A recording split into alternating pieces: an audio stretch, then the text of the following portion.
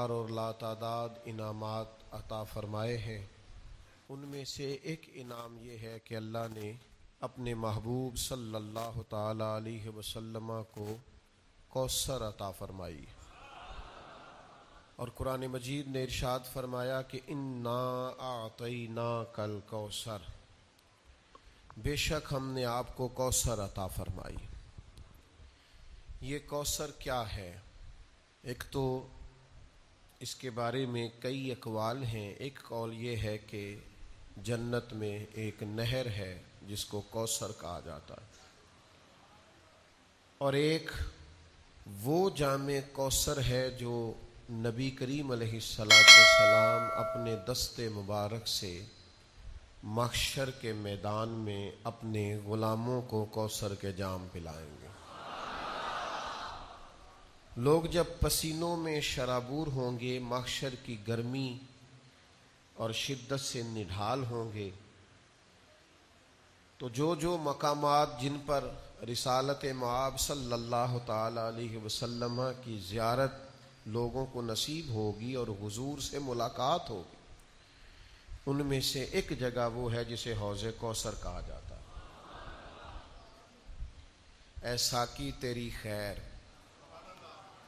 تیرے میں کدے کی خیر، ایسی پلا کہ جس کا نشہ عمر بھر رہے۔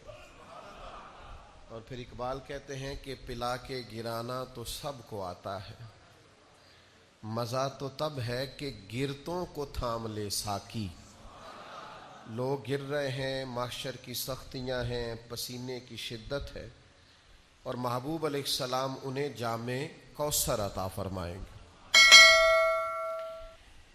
حضرت انس بن مالک رضی اللہ تعالیٰ عنہ کی حدیث ترمذی میں موجود ہے۔ آپ فرماتے ہیں جب حضور سید عالم علیہ السلام کی بارگاہ میں عرض گزار ہوا کہ یا رسول اللہ، میدان محشر میں آپ کو کہاں تلاش کروں، تو اللہ کے حبیب علیہ السلام نے ارشاد فرمایا پل صراط پہ آ جانا۔ وہاں کیا ہوگا؟ امت گزر رہی ہوگی اور حضور سلامتی سے گزرنے کی دعائیں فرما رہے ہوں گے۔ یا رسول اللہ صلی اللہ تعالی علیہ وسلم، وہاں ملاقات نہ ہوئی تو فرمایا پھر تم میزان عمل پہ آ جانا۔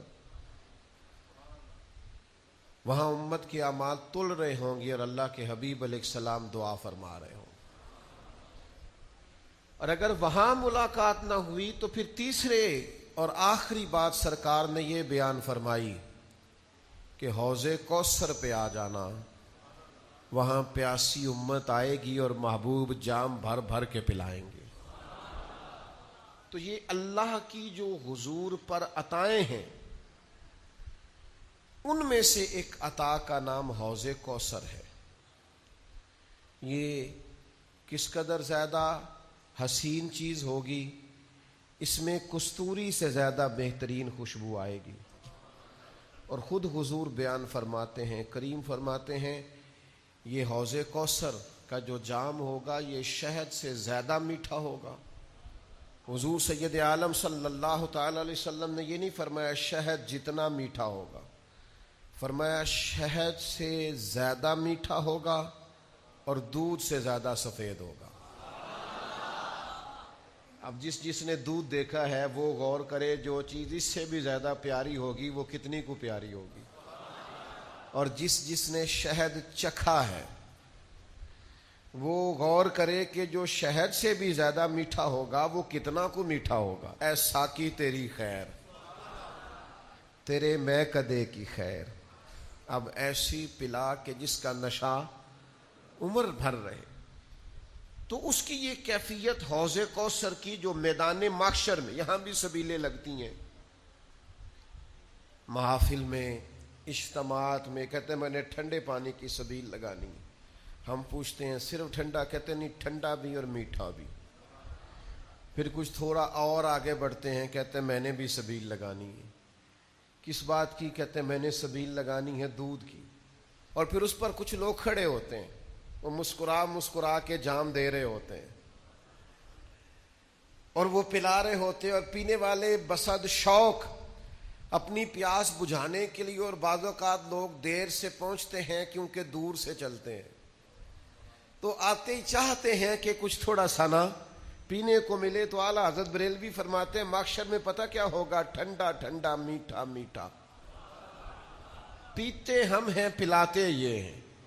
ہم پئیں گے اور حضور ہمیں پلائیں گے. محشر کے میدان میں بھی سبیل لگے گی.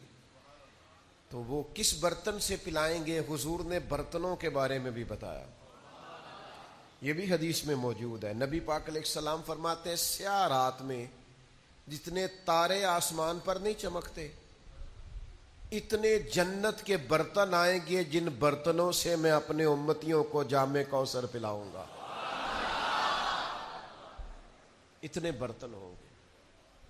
اور یہ آپ ذرا غور فرمائیے، یعنی شہد سے زیادہ میٹھا، دودھ سے زیادہ سفید، کستوری سے زیادہ خوشبودار. اب اگلی جو بات ہے نا وہ زیادہ قابل غور ہے، اور زیادہ قابل غور ہے، اور زیادہ قابل غور ہے، اور زیادہ قابل غور ہے. وہ ٹھنڈا بھی بڑا ہے، میٹھا بھی بڑا ہے، سفید بھی بڑا ہے، خوشبو بھی بڑی ہے. برتن بھی وہ ہیں جو آسمان کے ستاروں کے برابر برتن ہے. پر ان سب سے بڑا لطف یہ ہے کہ ملے گا مدینے والے محبوب کے ہاتھوں سے.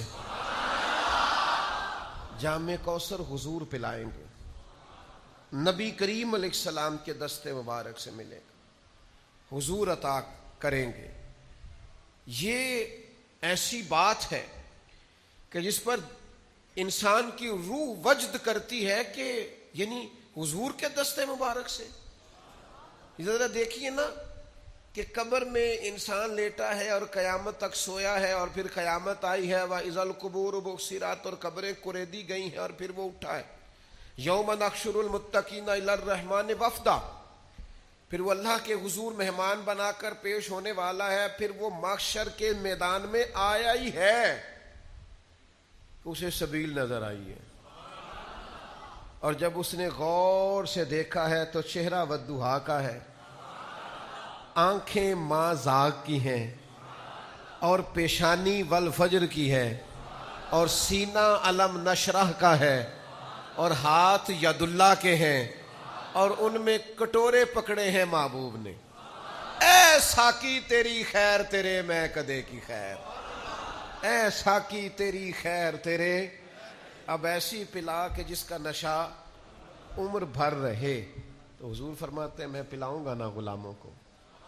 اور پھر دیکھیں اس کی بابت جو تفصیلات ہیں وہ بھی حضور خود بیان کرتے ہیں. نبی کریم صلی اللہ تعالی علیہ وسلم فرماتے ہیں، صحیح بخاری میں حدیث موجود ہے، حضور فرماتے ہیں میں تمہاری بہتری کے لیے تم سے پہلے حوض کوثر پر موجود ہوں گا. اور نبی پاک علیہ الصلوۃ والسلام فرماتے ہیں جو وہاں آئے گا اور جام پائے گا، جو وہاں آئے گا حوض کوثر پیے گا، کریم فرماتے ہیں پھر اسے دوبارہ کبھی پیاس نہیں لگے گی. یعنی زندگی میں یہ نہیں ہوتا کہ آپ نے ایک دفعہ پی لیا تو پھر دوبارہ طلب پیدا نہ ہو. کبھی کبھی تو ایسا ہوتا ہے کہ پیتے جاتے ہیں تو پیاس پانی کی بڑھتی جاتی ہے. پر حضور فرماتے ہیں جسے وہ والا جام ملے گا نا جو میں دوں گا، وہ والا جام جو اسے میں دوں گا، سب بھول جا، جام اٹھا اور مسکرا کے پی.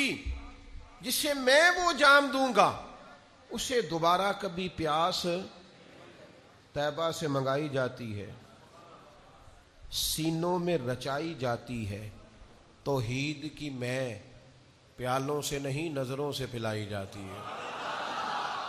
فرمایا وہ اسے دوبارہ کبھی پیاس، اس کی طلب پیدا کرو نا یار، اس کا شوق پیدا کرو نا، اس کا تصور باندھو نا. اچھا پھر ایک حدیث امام طبرانی لائے ہیں.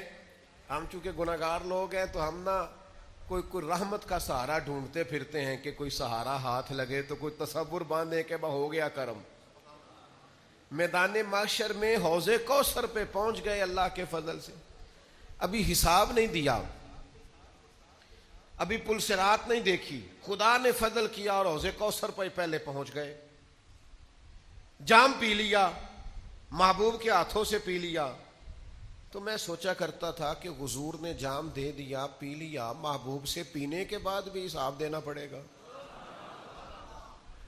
حضور جام کوثر دے دیں گے تو اس کے بعد بھی پل صراط آئے گا۔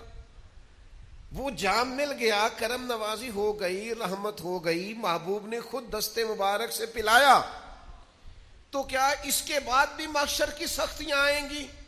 تو امام طبرانی حدیث لائے ہیں، نبی کریم صلی اللہ تعالی علیہ وسلم نے نا اشارتاً بات بیان کی، اشارتاً، پر قربان پچھانن والے ہیں تو ایک گل جان گئے، گل کھول دے نہیں۔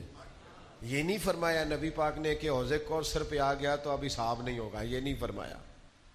آپ نے زیادہ غور کرنی ہے، میں نے کہا ہے قربان پچھانن والے ہیں تو گل جان گئے پر گل کھول دے نہیں۔ محبوب نے یہ نہیں فرمایا حساب نہیں ہوگا، پل صراط پہ نہیں جائے گا، محشر کی سختی نہیں آئے گی، اب سوال یہ نہیں فرمایا۔ امام طبرانی نے حدیث کے لفظ لکھے ہیں، نبی پاک ہیں افصح العرب، حضور فصیح و بلیغ بات کرتے ہیں، ایک جملہ کہہ کے اس کے اندر سمیٹ دیتے ہیں کریم سارے مفاہیم، سارے معنی۔ امام طبرانی حدیث لائے ہیں، نبی کریم علیہ الصلوۃ والسلام نے فرمایا میں تمہاری بھلائی کے لیے حوض کوثر پر پہلے سے موجود ہوں گا۔ حضور فرماتے ہیں جو حوض کوثر پہ آ گیا وہ کامیاب ہو گیا۔ باقی تسی ہن آپ صاحب کر لینا سارا۔ قربان پچھانن والے آ تو گل جان گئے، گل کھول دے، گل کھول دے۔ فرمایا جو آ گیا وہ کامیاب۔ میں نہیں تمہیں دسنا کہ ان صاحب ہونا ہے کہ نہیں ہونا۔ اتھوں جام پین تو بعد ان پل صراط لگنی ہے کہ بھائی اتنے لفظ حضور نے کہے جو آ گیا وہ کامیاب۔ معنی کیا ہے؟ تو کسی طریقے سے حوض کوثر تک پہنچ جا، تو بس اس سبیل کا، اس لنگر کا پانی پی جو محبوب دستے مبارک سے پلاتے۔ تو ایک دفعہ نہ وہاں سے پی، حضور فرماتے ہیں تیری صدیوں کی پیاس بھی بجھے گی، دوبارہ کبھی پیاس بھی نہیں لگے گی، اور تو آ جا بس۔ اگر تو بمصطفیٰ برساں خیش را کے دی ہما اوست، اقبال کہتے ہیں اپنے آپ کو گھسیٹ کے نا مدینے والے کے قدموں تک لے جا، یہی سارا دین ہے۔ میں یہاں پہنچ گیا، دین تک، کل دین تک تو آ گیا۔ فرماتے ہیں تو حوض کوثر تک آ جانا اور پھر جام پی لینا اور پھر تو کامیاب ہے۔ مجھے لگتا ہے کہ وہ جام پینے سے انرجی اتنی آئے گی، حافظہ اتنا مضبوط ہوگا کہ سوالوں کے جواب بھی آ جائیں گے۔ رضا پل سے وجد کرتے گزریے کہ ہے رب سلیم صدائے محمد صلی اللہ علیہ۔ اور پھر جب رستے میں ہوتے ہوئے محبوب سے کوئی جام پی کے آیا اور ادھر سے جام پی کے وہ رب کے حضور حاضر ہوا، تو پھر اساں جے ہاں گناہیاں دا جدوں اعمال نامہ فرول ہوئے، ذرے ذرے نے سامنے آ جانا ہے، جو جو منہ تھی بولیا بول ہوئے، اساں اتھے کول حضور دے بیٹھ رہنا ہے۔ پئی لکھ عمل ترکڑی تول ہوئے، پھر او دے کولوں کی رب نے حساب لینا جیڑا بیٹھا ہی محمد دے کول ہوئے۔ اب ادھر سے جام پی کے آ رہے ہیں، کریم نے اپنے دستے مبارک سے دیا ہے۔ مجھے بتاؤ نا، جو مہمان ہو اور جس کے میزبان رسول رحمت ہو، حضور میزبانی کر کے بھیجیں، تو کیا رب کی بارگاہ میں پھر حساب کتاب ہونا ہے؟ مہمانوں کا تو اعزاز ہوگا، یوم نحشر المتقین الی الرحمن وفدا۔ تو یہ جامع کوثر ہے جو محبوب کے دستے مبارک سے صبح قیامت اللہ تعالیٰ سب کو جامع کوثر عطا فرمائے، سب کے ماں باپ کو عطا فرمائے، بہن بھائیوں کو عطا فرمائے، بیوی بچوں کو عطا فرمائے، پڑوسیوں کو عطا فرمائے، سنگیوں کو عطا فرمائے، پیر بھائیوں کو عطا فرمائے، استادوں کو عطا کرے، مرشد کو عطا کرے، شاگردوں کو عطا کرے۔ وہ کریم ہے نا، مہربانی بڑے ہیں۔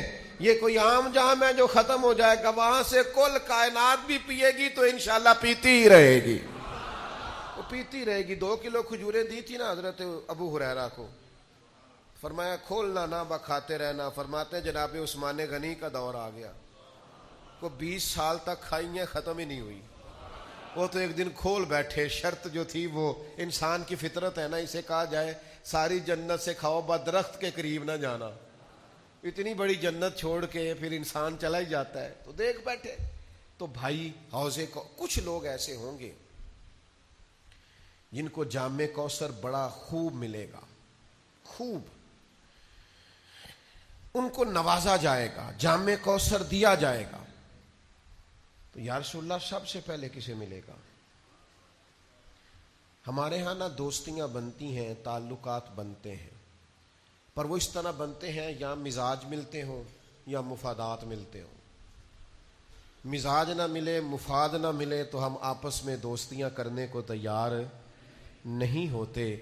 خدا کے بندو, اگر چاہتے ہو نا دوستی میں لذت رہے, بھائی چارے میں حسن رہے, پیر مرید کے رشتے میں ہمیشہ روحانیت برقرار رہے, استاد شاگرد کا رشتہ ہمیشہ معتبر رہے, مضبوط رہے, تو اس کا ایک ہی حل ہے, اس رشتے کی بنیاد اللہ کی رضا بناؤ. اس میں کوئی ذرا برابر بھی دنیاوی منفعت نہ ہو, ذرا سا بھی لالچ نہ ہو. اس کو تجارت نہ بنائیں, محض اللہ کی رضا کے لیے. یہ کر کے تو دیکھیں آپ محسوس کریں گے کہ میرا وجود پھولوں کی طرح ہلکا پھلکا ہو گیا, فقط اللہ کی رضا کے لیے. ہمارے ہاں تعلقات بنتے ہیں, لیکن کہہ چکا ہوں یا مزاج ملتے ہوں یا مفاد ملتے ہوں. اگر نہ ملیں تو ہم تعلقات کو چلانے کو تیار نہیں ہوتے. میرے نبی پاک علیہ الصلوۃ والسلام نے ارشاد فرمایا, کنز الامال میں حدیث موجود ہے, حضور فرماتے ہیں میرے حوض کوثر پر سب سے پہلے وہ لوگ آئیں گے جو ایک دوسرے سے اللہ کی رضا کے لیے محبت کرنے والے ہوں. سب سے پہلے انہیں جام ملے گا, یہ بتانا نہ کسی کو, لیکن اپنے دل سے پوچھ لینا ہے صحیح کسی سے اللہ کی رضا کے لیے محبت, کوئی لالچ نہیں. ہمارے اسا فرمایا کرتے تھے ہم تو کسی سے اس بات کا بھی وہ درویش تھے نا ایک, تو انہوں نے اپنے مرشد سے کہا ایک نظر ہی ڈال دیں, تو فرمانے لگے تو نے تو کہا تھا کہ تو کبھی سوال ہی نہیں کرے گا, پوری نظر کا ہی سوال کر دیا تو نے. اتنا بھی لالچ منع ہے, اتنا بھی بوجھ منع. جب آپ نے محض اللہ کے لیے پیار کیا تو مسکرا دے تب بھی ٹھیک ہے, ناراض ہو جائے تب بھی ٹھیک ہے, آ جائے تب بھی ٹھیک ہے, منع کر دے, وہ جس حال میں پھر رہے. کیونکہ ہماری محبت اس لیے نہیں کہ میری بات مانے گا تو محبت ہے, اس لیے نہیں کہ میرے ساتھ ٹھیک چلے گا تو محبت ہے, میرے طرف آئے جائے گا. محبت تو ہے اللہ کی رضا کے لیے. تو جب اللہ کے لیے محبت ہے تو پھر اس میں ذرا سا بھی کہیں کوئی شائبہ اپنی مرضی کا نہیں ہونا چاہیے. فرمایا تو محض اللہ کے لیے اگر کسی سے محبت کرتا ہے تو سب سے پہلے کوثر کا جام, تو سب پیچھے تعریف سن لی یہ ساری کوثر دی. فرمایا پہلا جام ان کو ملے گا جو کسی سے پیار کریں گے تو محض اللہ کی رضا کے لیے کریں گے. یہ کریں, یہ نہیں ہے تو بنائیں. یہ اگر گنجائش ابھی تک سینے میں نہیں ہے تو یہ پورا باب ہے بخاری مسلم میں. کسی سے محبت کر دیا تو اللہ کے لیے, کسی سے نفرت کر دیا تو اللہ کے لیے, اپنی ذات کا بیچ میں سے سارا معاملہ ختم کر دیں. دوسرا پہلو یہ ہے کہ جامع کوثر پہ وہ شخص آئے گا جو نبی پاک علیہ السلام سے کیے ہوئے وعدے پورے کرے گا. ہم جب کلمہ پڑھتے ہیں نا تو ہمارا حضور سے ایک معاہدہ ہو جاتا ہے کہ آپ نبی ہیں, ہم امتی ہیں, آپ آقا ہیں, ہم غلام ہیں, آپ ہمارے پیشوا ہیں, مقتدا ہیں, ہم آپ کے قدم بقدم چلنے والے. اب ہمیں اپنی مرضی نہیں کرنی, سنت اور شریعت کو دیکھنا. تو جو یہ وعدہ پورا کرے گا وہ حوض کوثر پہ آئے گا, اسے جام ملے گا. اور نبی کریم علیہ السلام نے فرمایا, مسند ابو یعلا میں حدیث موجود ہے, فرمایا جو مجھ سے کیے ہوئے وعدے توڑے گا وہ میری شفاعت نہیں پائے گا اور حوض کوثر پر بھی میرے پاس نہیں آ سکے گا. اسے وہاں آنے کی توفیق. یار کیا دیر ہے سنت پر عمل کرنے میں, مجھے بتاؤ نا, کیا مجبوری ہے ہم شریعت اور سنت کا پاس نہیں کرتے؟ مجھے بتاؤ, نماز پابندی سے پڑھنے میں آخر کون سی دقت ہے؟ سچ بولنا آخر کتنا کو مشکل ہے. یہ حضور کی سنتیں. دل کو سینے اور بغض سے پاک رکھنا آخر کتنا کو مشکل ہے. او میرے بھائی یہ داڑھی اللہ نے مرد کو دی ہے, بی بی کو دی ہی نہیں اللہ نے. رب چاہتا ہے مرد کے چہرے پر دیکھنا پسند. آخر کیا دشواری ہے, اس کا کوئی بوجھ ہے, کیا مشکل ہے؟ کیوں نہیں سمجھتے؟ کس بات کا انتظار؟ ہمارے بیچ میں کتنے لوگ اٹھ نہیں گئے, دنیا چھوڑ نہیں گئے, ہم نے بیٹھے رہنا ہے. تو بس سنت پر عمل کریں. حضور فرماتے ہیں جس نے میرے معاہدے توڑے اس نے وعدہ کیا تھا کہ غلامی کرے گا, وعدہ کیا تھا سنت پر عمل کرے گا. اس کا معاہدہ تھا کلمہ پڑھتے وقت کہ جو محبوب کہیں گے وہ میں کروں گا.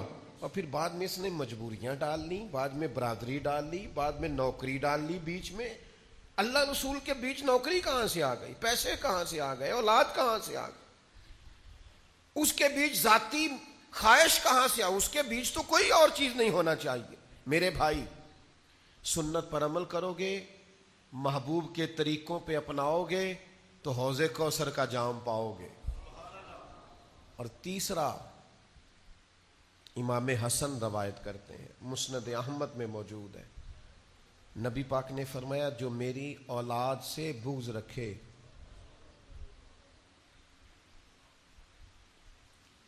پڑھے جتنی مرضی نمازیں, کرے ہر سال حج, صدقات و خیرات اتنا دے کہ شرق و غرب میں لوگ اس کو سخاوت کی مثال مانیں, لیکن امام حسن فرماتے ہیں کریم نے فرمایا جو میری اولاد سے بغض رکھے گا وہ میرے حوض کوثر پہ نہیں آئے گا.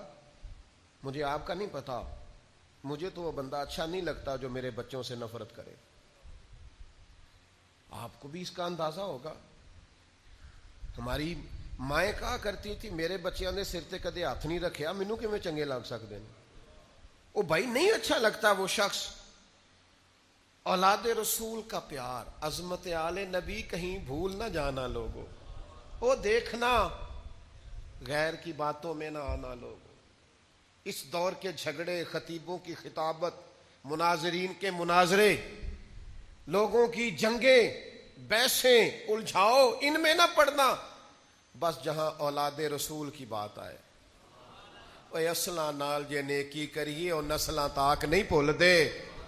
محبوب کی اولاد کی نوکری کرنا, خدمت کرنا, غلامی کرنا, ڈیوٹی کرنا, اس کو بھول نہ جانا.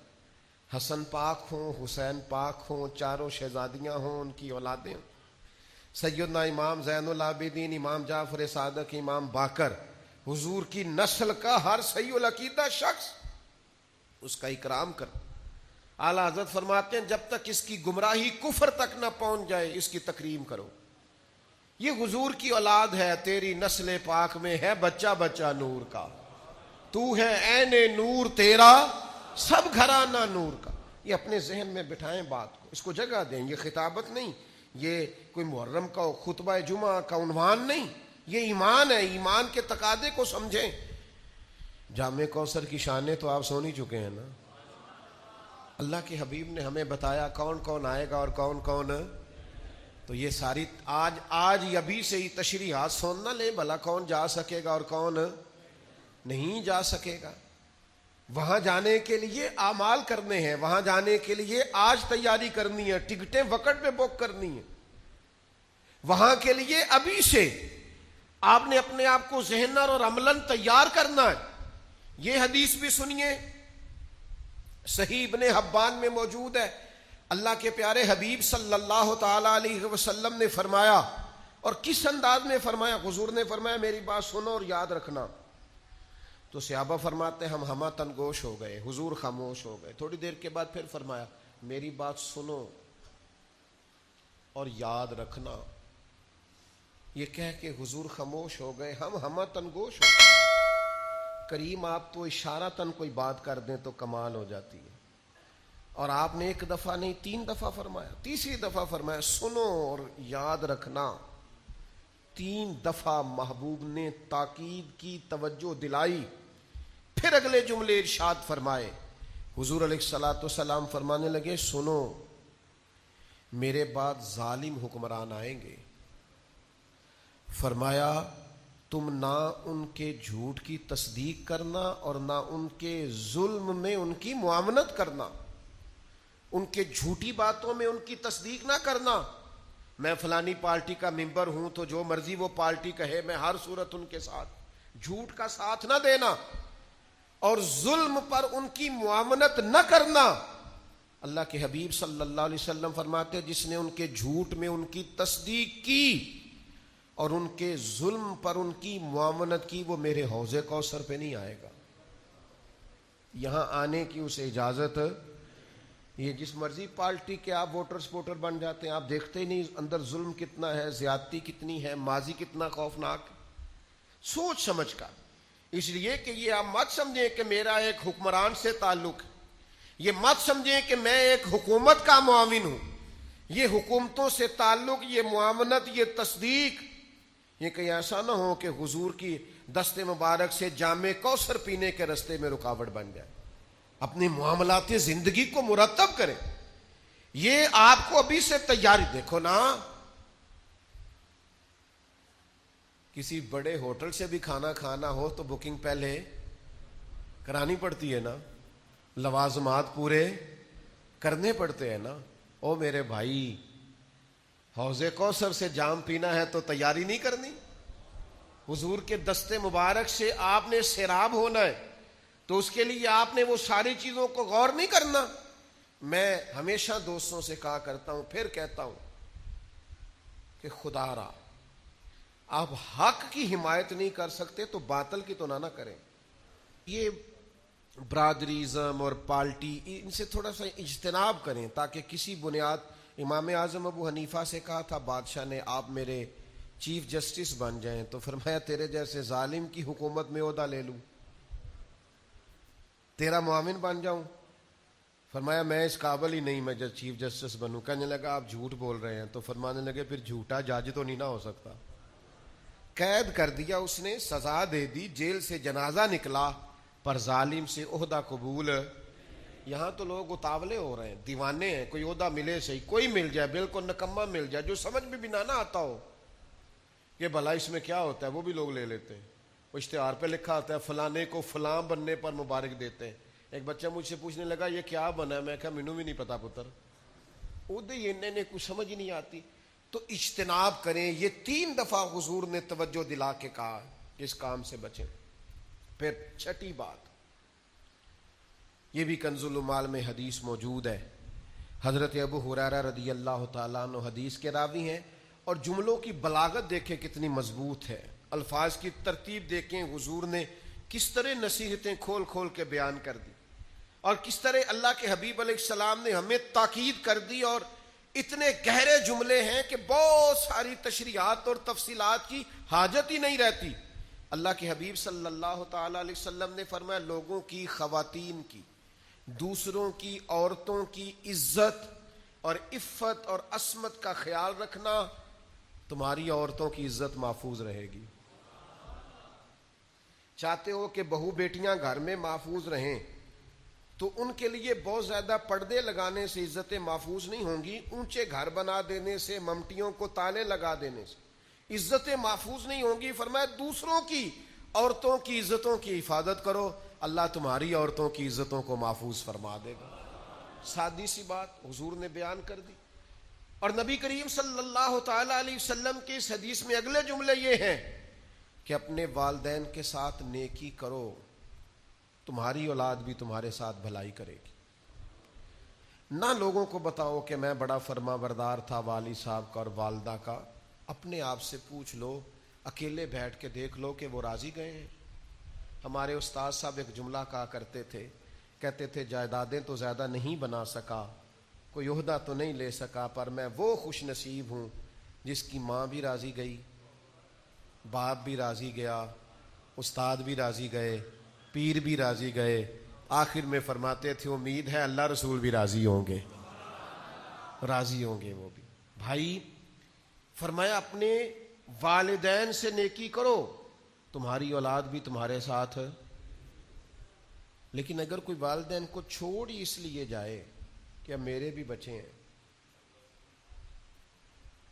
اب میں آپ کے خرچے پورے کروں کہ اپنے بچوں کے کروں، آپ کی ڈیوٹی کروں کہ اپنے بچوں کی کروں؟ جو بچوں کا نام لے کے باپ باپ کو چھوڑ جائے وہ کیا امید رکھتا ہے کہ صرف 18-20 سال کا فرق پڑتا ہے؟ وہ بچے بھی کہتے ہیں بس ابا جی ختم معاملہ. آپ کے بھی بچے تھے، اب ہمارے بھی بچے. تو میرے بھائی، حضور نے فرمایا اگر چاہتے ہو تمہاری اولاد تمہاری خدمت کرے تو اپنے والدین کے ساتھ. اب یہ جو آخری جملہ ہے نا حدیث کا، میرا بڑا ہی دل کرتا ہے کہ آپ سارے توجہ سے سنیں. میرا دل کرتا ہے آپ اس کو زیادہ خوبصورتی سے سنیں. پہلا حضور نے فرمایا اس حدیث میں جملہ کریم فرمانے لگے اگر تم چاہتے ہو کہ تمہارے گھر میں عورتوں کی عزت عفت عصمت محفوظ رہے تو دوسروں کی عورتوں کی عزتوں کی حفاظت کرو. اگر تم چاہتے ہو تمہاری اولاد تمہاری فرما برداری کرے تو اپنے ماں باپ کی فرما برداری کرو. اور تیسرے نمبر پر نبی پاک علیہ السلام نے فرمایا جس کا بھائی اس کے پاس معذرت لے کے آیا اور اس نے اس کی معذرت قبول نہ کی وہ میرے حوض کوثر پہ نہیں آ سکے گا. بھائی معافی مانگنے آیا تھا، معافی مانگنے آیا تھا، وہ عذر لے کے آیا تھا، اس نے چاہا تھا کہ مجھ سے غلطی ہو گئی چلو میرا بھائی مجھے، پر اس نے کہا میں معاف. فرمایا ٹھیک ہے پھر تو حوض کوثر پہ نہیں آ سکے. معاف کر دیں بھائیوں کو، درگزر کر دیں عزیزوں سے، معافی دے دے دوستوں کو. اگر حوض کوثر کا جام پینا ہے تو سودا مہنگا نہیں ہے. نا دنیا میں ایسے بھائی جنہوں نے مشکل وقت میں بھائیوں کو بڑا ستایا ہیں جنہوں نے جائیداد کے معاملے میں بھائیوں کو بڑا ستایا ہیں، انہوں نے یہ نہیں دیکھا کہ ہمارے بھائی نے کس مشقت سے پردیس میں کمائی کی ہے، انہوں نے بڑی تکلیف دی ہے. بھائی نیکی کرتا رہا، یہ زیادتی کرتے رہے، لیکن سودا مہنگا نہیں سستا ہے. میرے حبیب نے فرمایا چل تو اسے معاف کر دے میں تجھے حوض کوثر کا جام دے دوں گا. میرا خیال ہے سودا مہنگا دیتے ہیں، تکلیف بھائی بڑی دیتے ہیں، بعض اوقات مشکل وقت میں چھوڑ جاتے ہیں، پلو باندھ کے سائیڈ پہ ہو جاتے ہیں. چھوٹے بہن بھائیوں کو دیکھ کے کہتے ہیں بھائی ساڈے اپنے بھی بال نے انہوں نے سوچیے کہ اپنے کہتے ہیں ہاں ہاں لیکن معاف کر دو. بھائیوں کے لیے نہیں، مدینے والے کی بارگاہ سے جام کوثر کے لیے. آج نہ نماز پڑھو نہ جب اللہ اکبر کہنے سے پہلے پہلے معاف کر دو. کو تیری زیادتیاں یاد ہیں، تیرے دکھ یاد،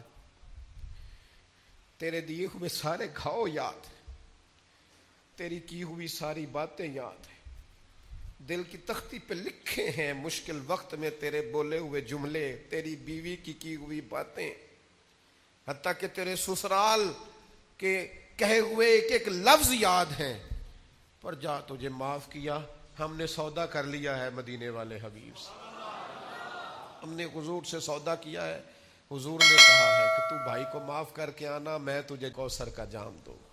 تو ارادہ کر لیا ہے کوثر کا جام پینا ہے، کوثر کا جام پینا ہے.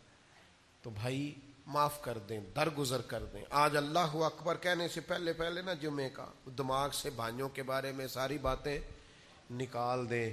ہم نے جام کوثر پینا ہے اور یہ کہہ کے پینا ہے کہ ساقی تیری خیر، تیرے میں کدے کی خیر، ایسی پلا کہ جس کا نشہ عمر بھر رہے. آخر دعویٰ یاد الحمد.